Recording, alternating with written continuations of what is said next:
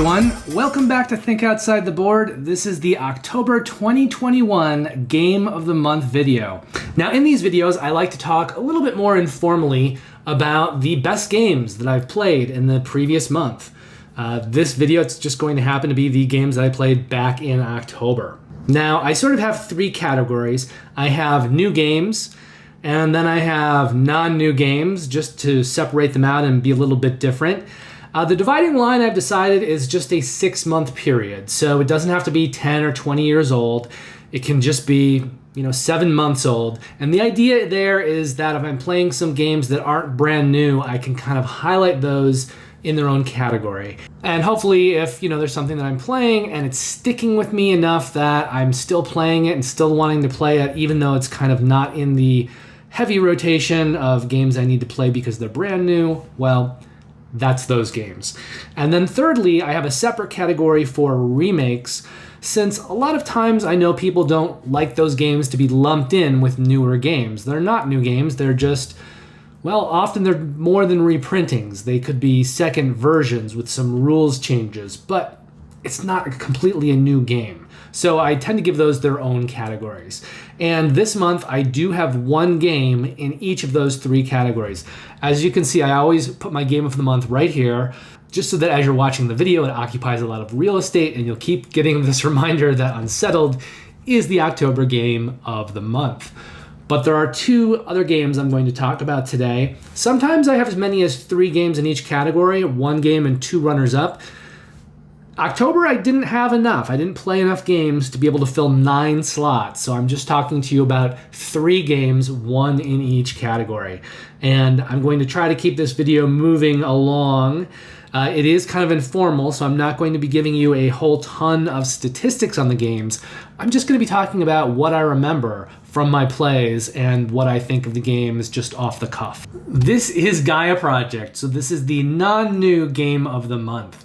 And there are really 3 games out there that I think are basically identical games, for the most part. Terra Mystica, Gaia Project, and those 2 games are by the same designers. So there are some rules changes. There's also a kind of a big shift in theme. Terra Mystica, I believe, came first, and that's more kind of farm fantasy themed. It seemed like they took the ideas in Catan and decided to make a heavy Euro out of it, and also put on some fantasy-themed factions. So Catan isn't necessarily fantasy-themed, it just has a farming theme, but it doesn't necessarily exist in a mythological universe. Terra Mystica definitely does, because it's got factions that are creatures, various kinds of creatures out of fantasy. Gaia Project changes that to science fiction, and it takes some of the tightness of the gameplay, of the setup, out of Terra Mystica and opens it up a little bit. So it's kind of easier to do some things in terms of resources and spaces, but there are more resources in the game. There are more tracks that players kind of need to be aware of. And from my own personal point of view, I've played Terra Mystica a lot. I feel very, very comfortable with Terra Mystica. Gaia Project, I've only played a few times. It still feels a little bit out of my reach, because every time I'm playing it, I'm kind of playing it with the Terra Mystica rule set in my head, and it's different. There's more going on in Gaia Project, but I'll come back to that conversation in just a second. The third game is called Clans of Caledonia, and that is by a completely different entity. So it's not by the same game designers or publishers or anything. It is just another game that is very similar. And Clans of Caledonia, which I love, also has a farming kind of theme to it, a pastoral, agrarian theme. And it feels, again, kind of similar to Catan. Now, it does not have that fantasy theme that Terra Mystica has. So the factions that you're playing in Clans of Caledonia are humans. They're all humans. They just have various abilities. But they're not kind of trolls and elves and things like that like you might find in Terra Mystica. Another element that Clans of Caledonia has that the other 2 games don't, that kind of sets it apart, is it has a market where you can buy and sell resources. And as you do that, the market will adjust in price. So if you're selling a lot of some kind of goods, the price is going to go down. If you are buying a lot of goods, the price is going to go up. It's going to reflect supply and demand. So is there a need in anyone's collection for all 3 games? I would say definitely not. Is there a need for 2 of the 3 games? Probably not, but I think you can get away with it. I personally have Clans of Caledonia and Gaia Project. I have played Terra Mystica so much because I've played it online a lot at Board Game Arena. When I was first starting to get into board gaming, kind of modern board gaming within the last 5+ years, one of my friends who became one of my, I guess, best and closest gaming buddies early on, one of his favorite games was Terra Mystica. So I played it a couple times with him, and I wanted to get better. Terra Mystica is a game that it is kind of hard to pick up on the fly. There's just a lot going on with the various factions and their faction abilities, and I think you can play that game better if you understand all of the factions and their abilities that you're playing against as well as your own. So I started playing it on Board Game Arena just to get better at it. I would play some live games, I'd play some timed games where it just kind of goes move by move, and consequently playing against a lot of really good Terra Mystica players on Board Game Arena, I got pretty darn good at Terra Mystica. It got to the point where I would know what faction I was going to pick based on what the other players were selecting, partly by the colors that they took. You know, you're always trying to take a color that's kind of far away from the other players on the color wheel so that you're having less competition to transform different areas. But also based on sometimes their player powers and knowing what player powers would play well off of their player powers. So I feel knowledgeable and skilled at Terra Mystica, although to be fair, I haven't played it now really since the beginning of the pandemic, so it's been a couple of years. So my Terra Mystica skills have probably slipped off. But I knew that Terra Mystica was going to remain my online game. And the reason for that is I'm not a huge fan of any of the expansions for Terra Mystica. And at the time, it was the only one of those 3 games that you could play online. So it just became my go-to game to play online of those 3, and one of my main half dozen games that I would play a lot online.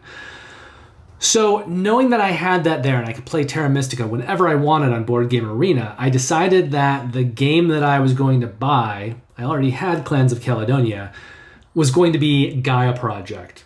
And Capstone Games did a new printing of it, but I'm not actually including this in the category of, a remake game, because with the second printing, I don't think that very much was changed. It just went to a new publisher. So we're still counting this as just an older game. But for me, it became about, well, I own Clans of Caledonia, I can play Terra Mystica whenever I want online. Let me get Gaia Project, which has kind of more variability, more wiggle room than Terra Mystica, and that will be the version of Terra Mystica that I play with larger groups at home with a physical copy. So that's what I did.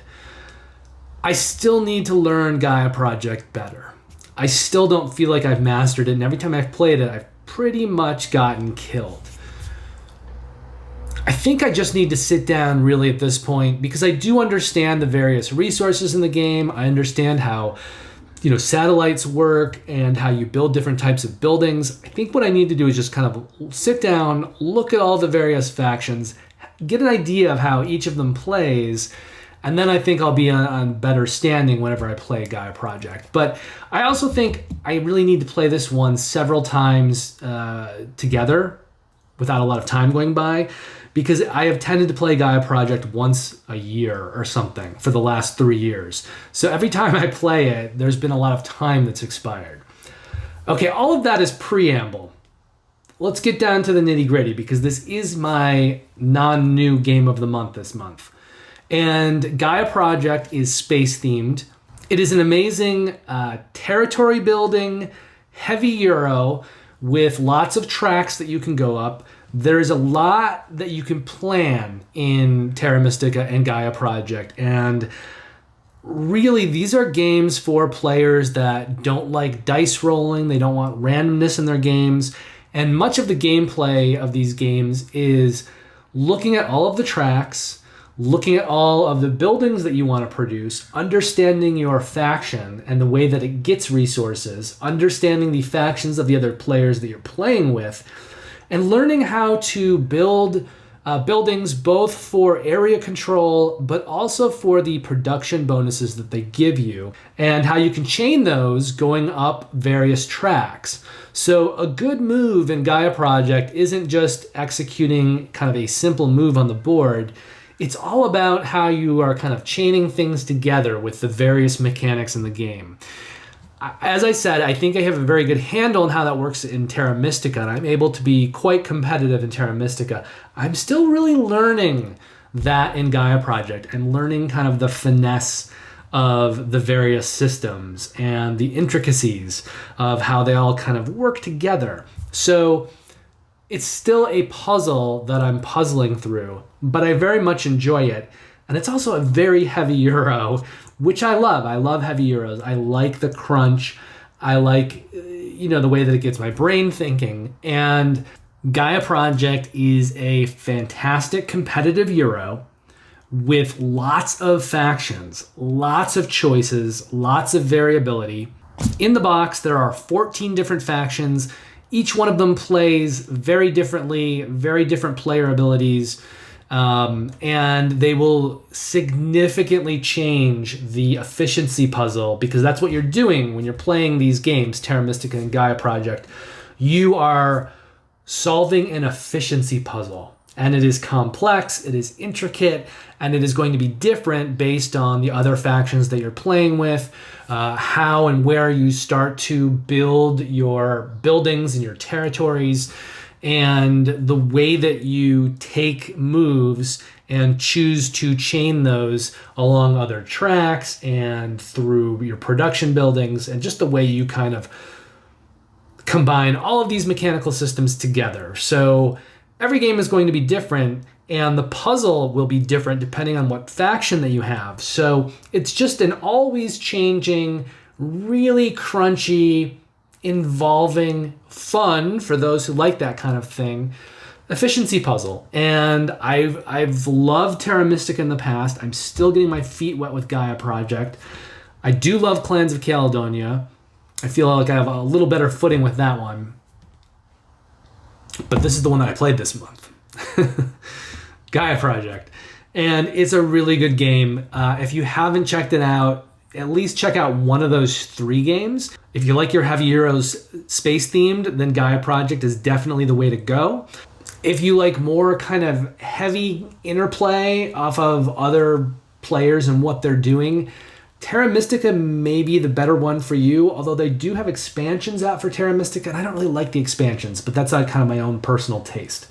They kind of change the board and do things in a way that I just don't like those expansion factions. I don't like playing with them, and I don't like playing against them. So that's just me. Whereas with Gaia Project, you just have the 14 factions in the base box. I don't think there's been a faction expansion for it the way there has been for Terra Mystica. For Terra Mystica, I think there's been 2 expansions. So I'm just looking forward to getting to play this one more. Unfortunately, I don't know how often that's going to happen, because it is kind of a big chunky game, takes several hours to play usually, and I have so many newer games I need to get to the table. But this is one I'm hoping to, at some point, maybe next year, maybe sit down and play it a bunch of times over a week or 2 at different player counts, and just get deeper into the intricacies of the game and the various factions. I think if you're looking for a heavy Euro that just has a very involving, solid puzzle happening, there aren't too many better games out there. And if you like space-themed Euros, this definitely is one of the best. A lot of other space-themed games, like this one, are cooperative, but Gaia Project keeps it competitive, and it's just really, really good, crunchy Euro gameplay goodness. So if I was going to throw out a rating for this one, and I guess I should, because I'm not doing a first impressions video on this anytime soon, it's not new. It also would probably be a long time before I get this to a full teach and review video. So I'll throw out a number for you here. I think if I were to play it more, it'll probably climb up to like a 9, 9.5, probably. But I need to wrap my brain around it more. I need to push more buttons, pull more levers, just to see how everything works together and see if I really do prefer it to Terra Mystica, which I think I do. And again, the reason for that is that there is more kind of openness and variability in Gaia Project and kind of more wiggle room for you to execute your plans. But in order to be able to execute those plans, I need to know the game better, so I need to play it more. But I think right now, I'm going to go ahead and give this an 8.5 with the likelihood that as I play it more, it will probably go up at least, let's say, a 9. I think it'll probably end up falling into a 9.0 once I eventually get the time with it that I need. But for now, we're just going to call it an 8.5. And then we're going to move forward to the remake of the month. So the remake of the month is Tinner's Trail. And it's a new version by Alley Cat Games. This was out on Kickstarter last year. It just delivered a couple months ago. I've played it once with a couple of my heavy Euro friends, and they did not enjoy Tinner's Trail. I did. That's why it's my remake of the month. But let me tell you kind of what happened, because I think for anyone looking to play this or acquire it, and this is the new Alley Cat Games version, this is the one that was on Kickstarter. Now, this also came with some promos. I think if you get the retail copy, you may not have the promos in them, but if you Kickstarted it, there are some promo cards and things in here. There are also 2 expansions, which previously, with the previous version, I think were available separately. One is the Arsenic expansion, which adds some new mechanics into the game. And the other one is the Emigration expansion, which I think also adds in some new mechanics into the game. But I haven't played either one yet. There's also a solo game in here designed by David Digby. He also did some development work on this newer version of the game. And David Digby did Chocolate Factory, which is a game that I almost kickstarted and I thought looked really, really good, and I really would like to play it.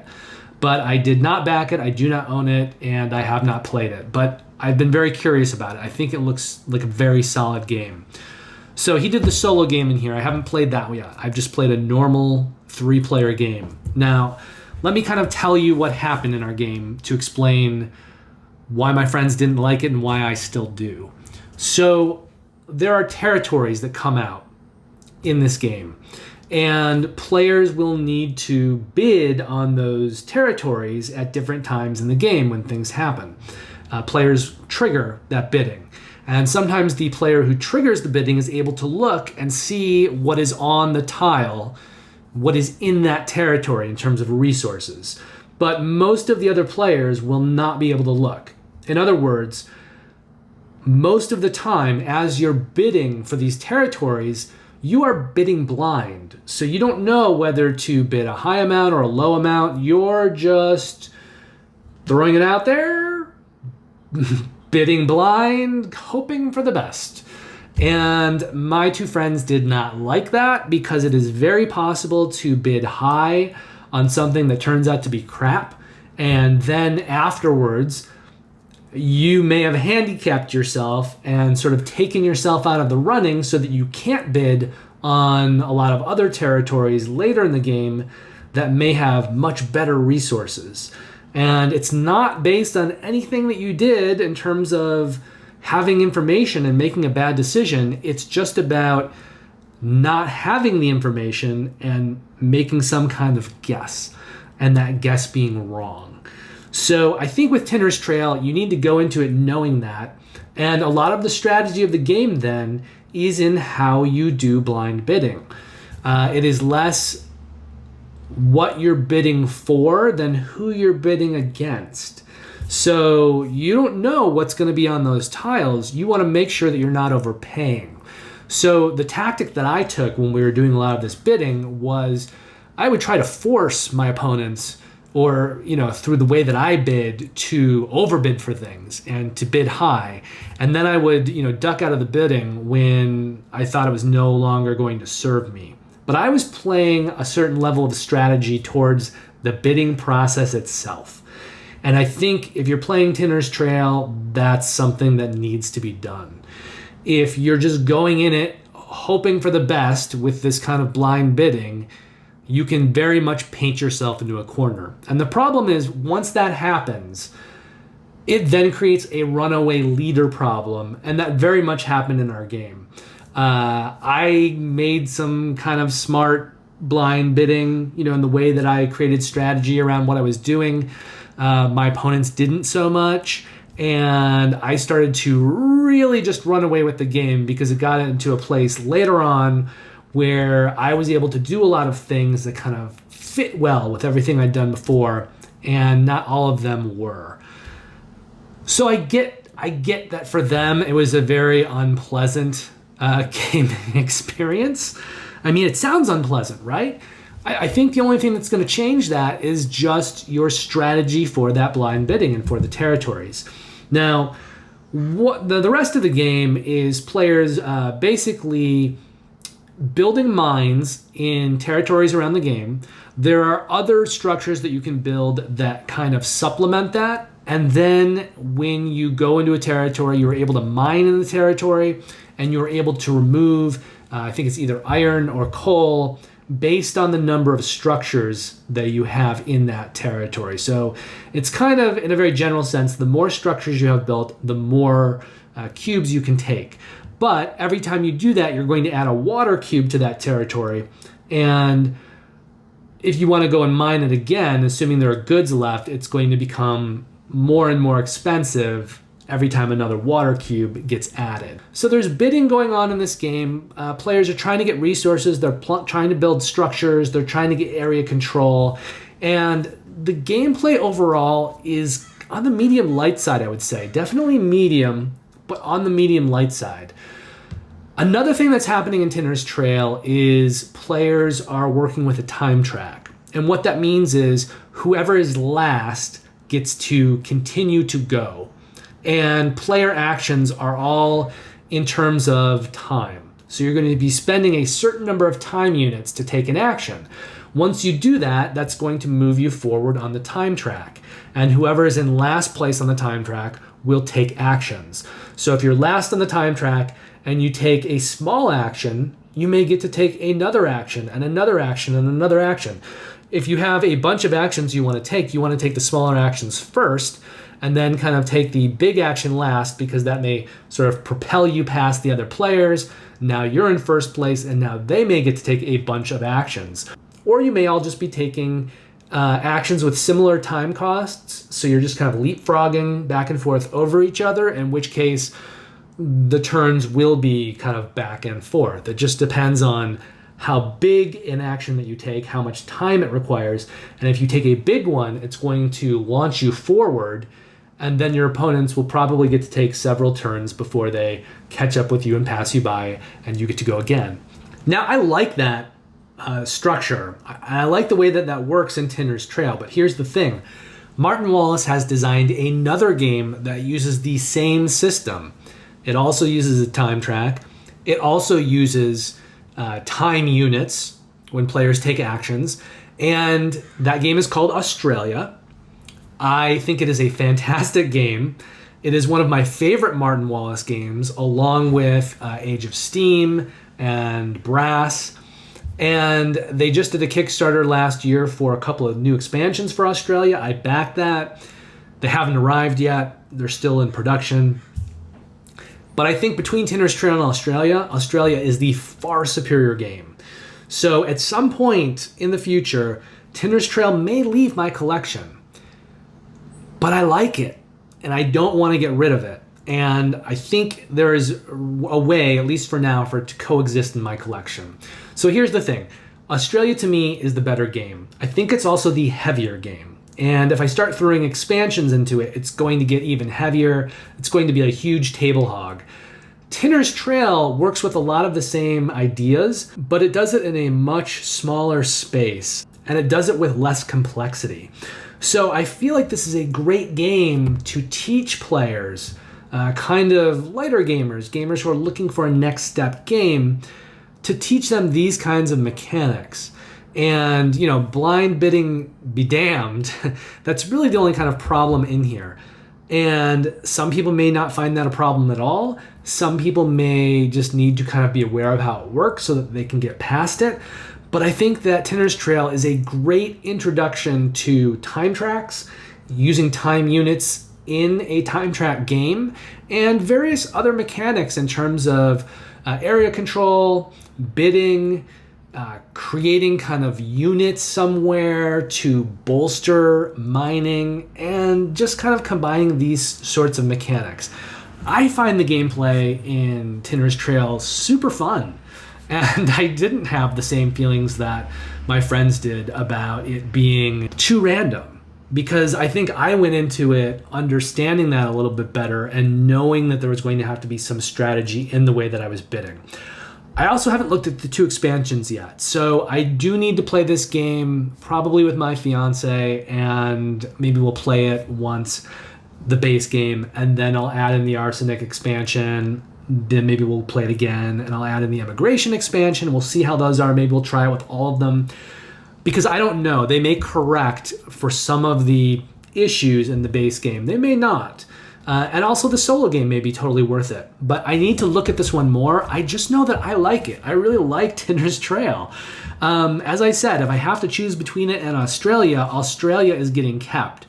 But they are at different complexity levels in my collection, and I feel like there is a place for both.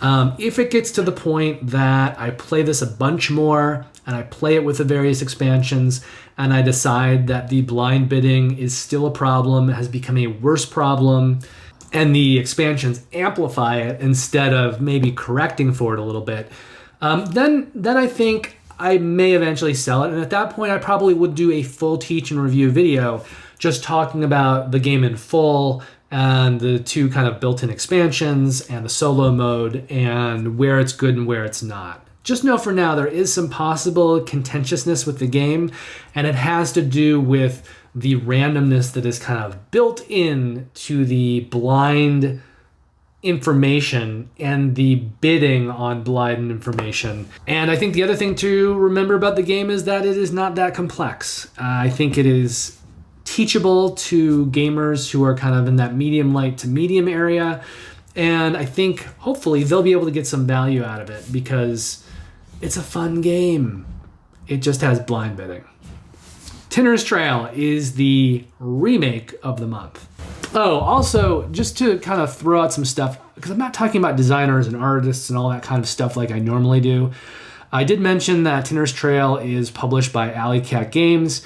2 of the artists on it, one of them worked on, I think it's Caverna the Cave Farmers. The other one worked on Eclipse, Original Eclipse. They each have several games that they've worked on, but it's not a huge kind of vast number, but they each have at least a half dozen like really well-known games. But they're just not artists that I have a lot of their games, and they're not super on my radar. Gaia Project, the art on that is by Dennis Lohausen. He's done art on a ton of games, actually. A lot of Uwe Rosenberg games, which is interesting because one of the artists on Tinner's Trail did Caverna, the Cave Farmers, which is one of the... it's not super recent Uwe Rosenberg, but it's one of his more recent huge games. And then Dennis Lohausen, who did the art on Gaia Project, is the artist on A Feast for Odin, which is another just enormous Uwe Rosenberg game. I'd say Caverna and Feast for Odin are Uwe Rosenberg's 2 last huge games, just in terms of like the boxes being big and just being a lot of stuff. And Dennis Lohausen has also worked on games like The Quacks of Quedlinburg and Fields of Arle and Voyages of Marco Polo. But he's done art on a lot of games that I've played and games that I'm familiar with. But maybe he just hasn't done that many games that I own, or I haven't started to kind of put them together in my mind. I do own Quacks of Quedlinburg, although it's a very light game that I don't get to the table that much, but it's a lot of fun for what it is. It's a bag building game. But I don't have a lot of Dennis Lohausen games in my collection yet.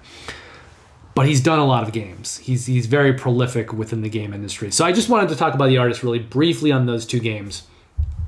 I actually don't know who the artists are on Unsettled, so I can't talk about that. I think there's a bunch of different artists. I do know the designers for Unsettled are Mark Needlinger, who's the designer for Vindication, which is Orange Nebula's previous game. So they have produced 2 games to date. Vindication, which I have everything for and have more stuff coming because I backed the most recent Kickstarter. They've done several, I think 3 so far for Vindication. And now Unsettled. And the other designer is Tom Matson, who I think has been doing a lot of kind of customer-facing work for Orange Nebula, but he's also a co-designer on Unsettled.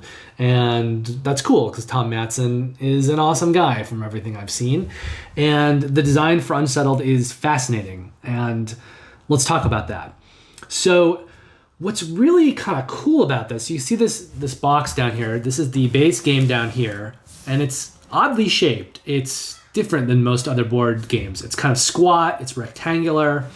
And what's interesting about this, I'm not going to open it up, but there is a whole game tray system, and it sits in here. There are a lot of game trays that are about, this big, about the size of this box, and they're about this thick. And so they just kind of stack up in here. There's about 4 or 5 of these, and they have various kind of components and cards and tiles and things, and they're all just stored in here. The cool thing about that is when you go to set up the game or break it down, all you really have to do is take these game trays out, and most of it's already done. So a lot of times with cooperative games, exploration games, especially ones that are on the heavier side, there's a lot of components, there's a lot of setup. And there are a lot of components in here, and a lot of very cool looking components. I would argue that the production level of Unsettled is right up there with Chip Theory games, Mind Clash Entertainment. It's just it feels very bespoke. It feels like everything in this game is just done on such a high production level. It feels special to play this game. But that's only a small part of it. So in this box, on top of the game tray systems, are 2 more of these planet boxes. So they just kind of fit in here like this. I don't think you could fit all 6 of them in here, probably just 2, but each planet box is kind of its own thing. So one of the fascinating things about Unsettled is that they've basically created a game system, and these essentially are like cartridges. It almost feels like you're playing an old game system, and you're just taking this cartridge and shoving it in. and then you're playing what planet is this? Your Calfios video game. But it's a board game.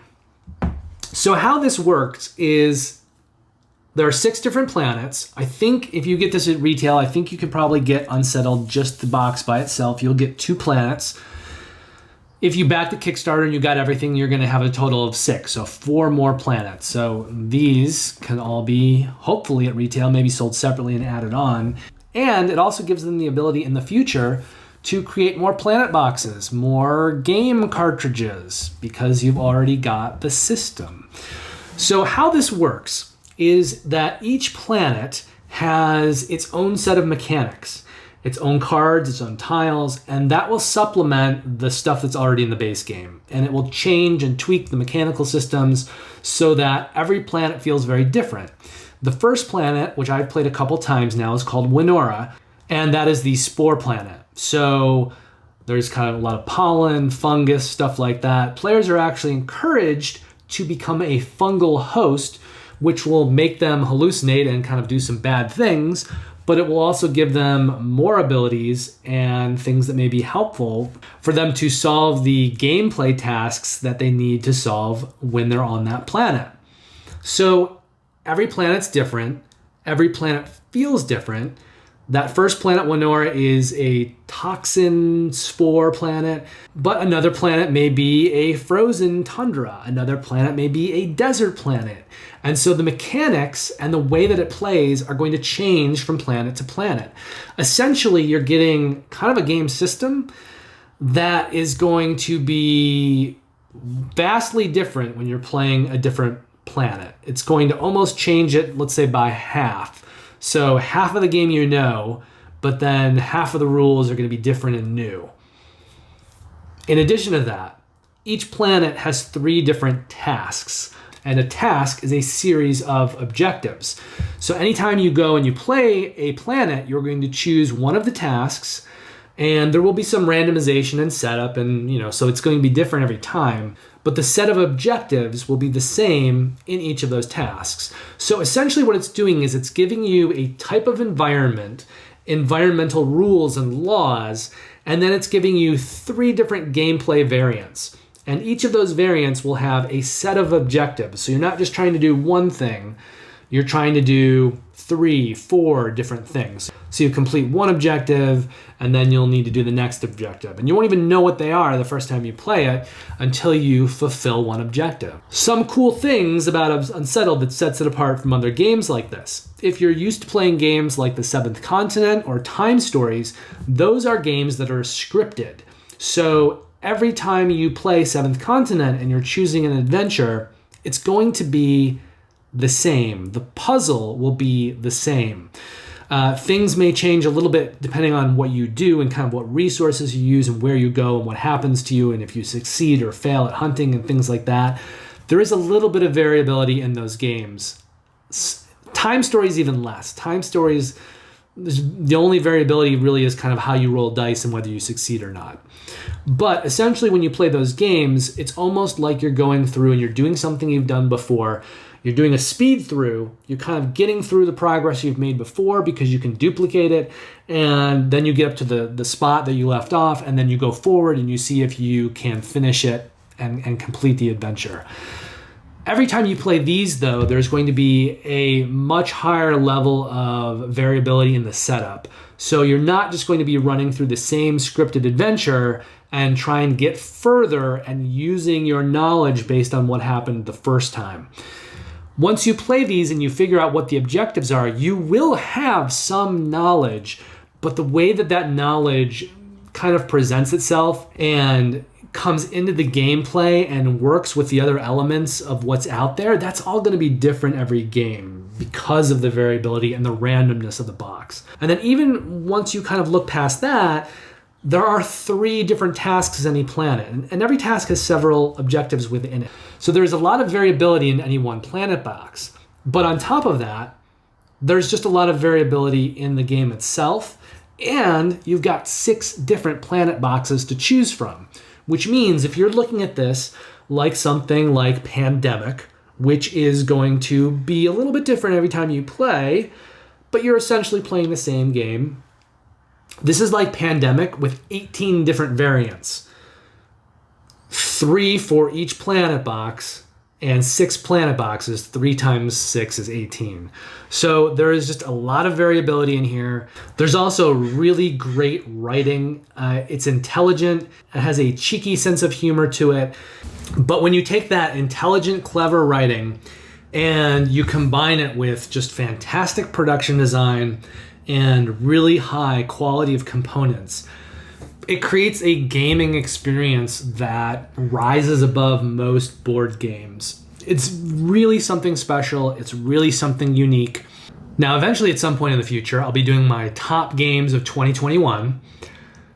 I still have a bunch of games left to play, but at this point in time, Unsettled is sitting right around the number 3 spot on that list. I think I have Sleeping Gods at number 1 and maybe Kanban EV at number 2.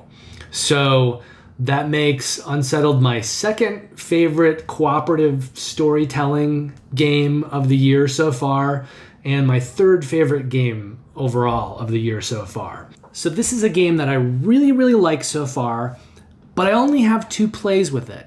And it is a very difficult game. I have not succeeded yet at the first task on the first planet.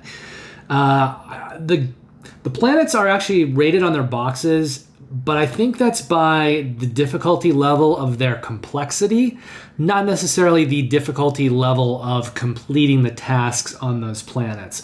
I think those are pretty consistent from planet to planet. So whether you play, the first planet, the one they kind of recommend starting with, or the 5th or 6th planet, I don't think that the tasks necessarily get easier or harder. It's just that the mechanical systems for some planets may be more complex. And in that case, it may be easier to start with a less complex planet because in the beginning you're also kind of learning the game in general. And then once you have a better grasp on how Unsettled works in general and the mechanics, you can then go into some of the more complex planets to add on kind of more things, and you hopefully can grasp those a little bit easier already having kind of the general mechanics down. But let me give you a little bit of an idea how the game plays. So at least on the first world, in the first task, which I've played twice, you're setting up a tableau of cards. So your spaceship's going to land at one place. You're setting up this tableau of cards, which are upside down, and they're big. The cards in this game are like the size of my head, each one. And if you back the way I did, you got the sleeves, so everything is very nice, it's sleeved. And as you go on to a new tile space, you'll flip it over and you'll see what's there. So a lot of the gameplay involves revealing new cards, new tiles, and walking around and discovering this new planet. There are going to be things on those tiles that allow you to take different kinds of actions. In the first planet, in the first task, there are some buildings that you need to build. There are costs that you need to pay sometimes. The costs are usually time when you're traveling from one space to another. I mean, it's thematic, so you're taking time to go from one area to another. And sometimes as you do, when you go over one tile onto another, you're passing certain icons that may also give you benefits. They may lead you to make discoveries, which may lead you to gain abilities that you can then use on the planet. So you're kind of exploring the planet, and as you do this, you're going to find that you need to do certain tasks. Sometimes to keep your astronaut team alive, sometimes to explore the planet and find out certain things. But what you'll find very quickly in the game is that it is not an exploration game, it is a survival game. And in that sense, it becomes an efficiency puzzle. So it's not scripted like Seventh Continent or Time Stories, but it is an efficiency puzzle, and you will need to take moves intelligently and find ways to conserve time and really kind of make new discoveries and use those in smart ways. And if you don't do those, if you're just kind of dum-de-dum-de-dum walking around the planet and trying to complete tasks, willy-nilly, you're going to die. You're going to run out of time to do things. Bad situations are going to escalate, and there are kind of timers in the game, one of them being endurance. So as you take actions in the game, you're going to have these dice. You never actually roll the dice, you just turn them down.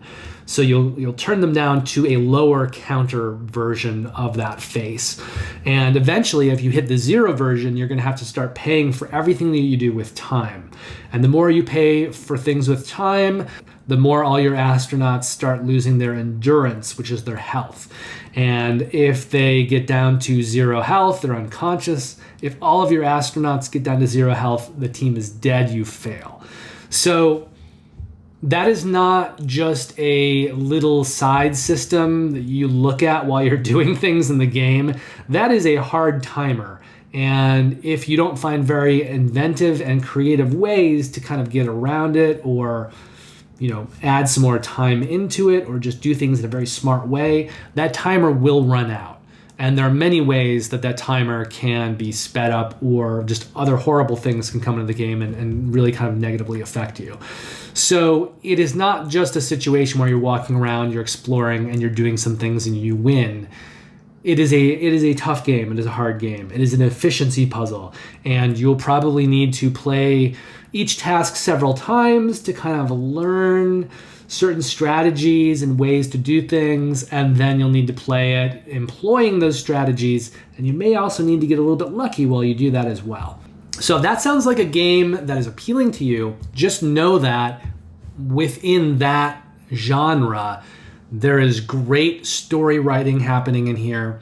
There is great production design. There is great quality of components. It's everything that you could want in a game, I think, like that. Now, I do need to play it more.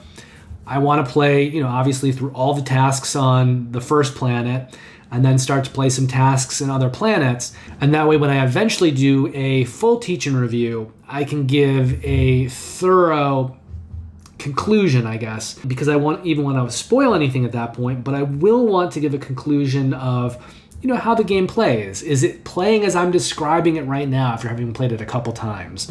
Does it really stay strong? Does it not get old? Is it able to kind of balance all the negative things happening and all the dying with really quality writing throughout?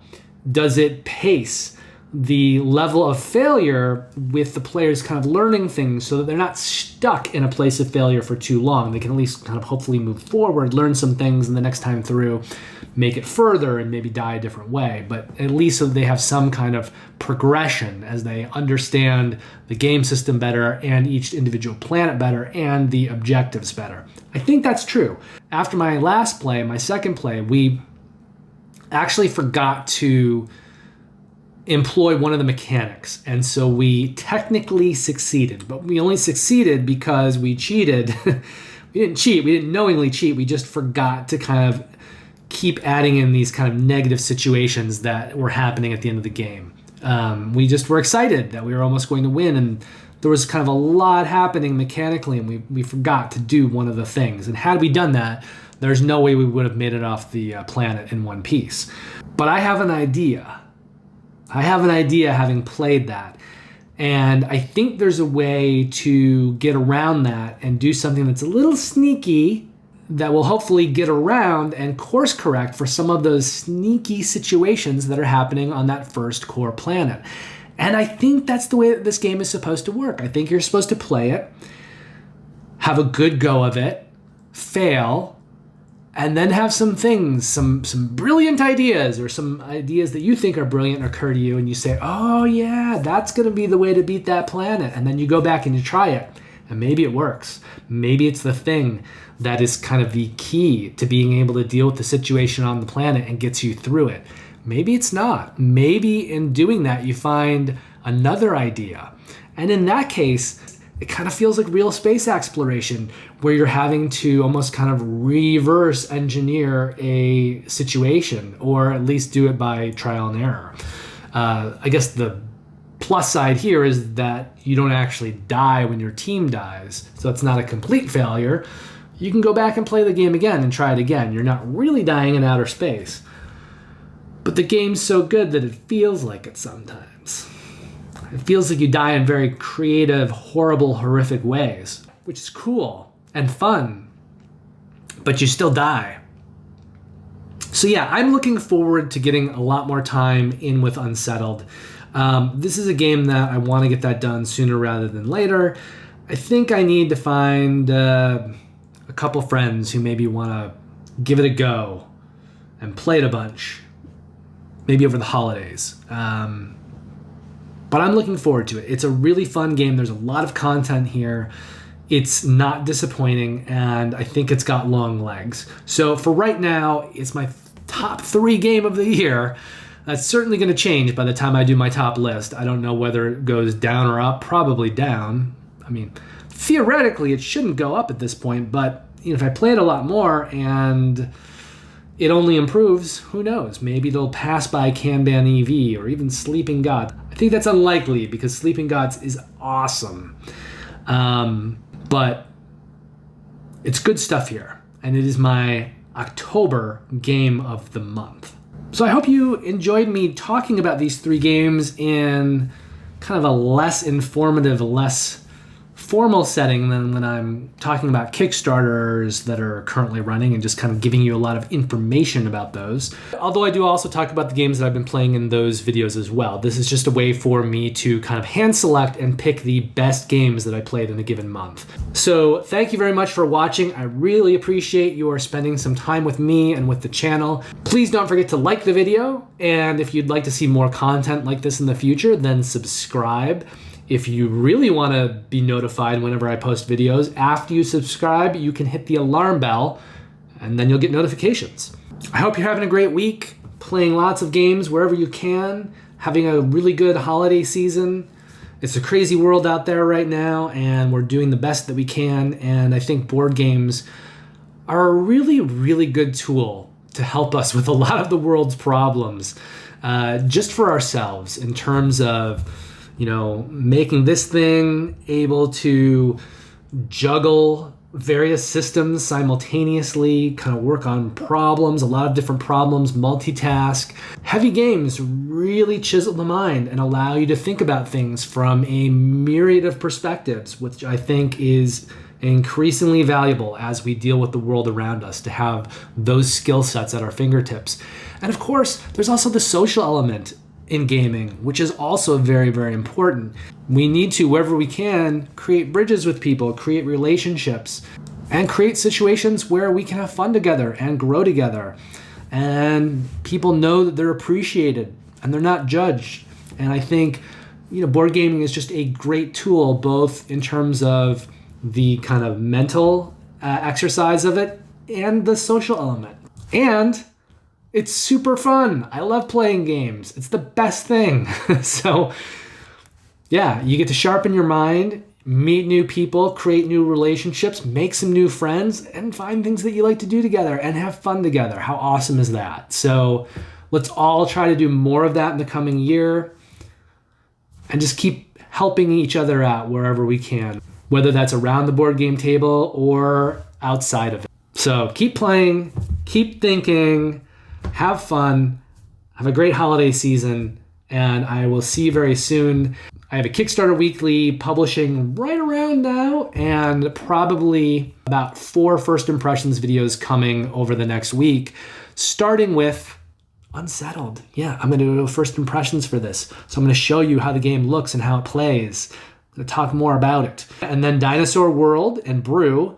And then I may actually cycle back and try to get out a couple of first impressions videos for some games that I really want to get impressions out for, that are kind of getting older and older. And so I've talked about not doing it, but Embarcadero and Kemet Blood and Sand, I may yet try to get to those in the next week or two. So keep your eyes peeled for all those first impressions videos, new Kickstarter weeklies, my November game of the month in the next week or two. And then once we get into early January, that December game of the month video. And at that point, I should be back on track and doing these things the first week of every month, reporting on my favorite and best games from the previous month. So take care, and I will see you soon. You're awesome.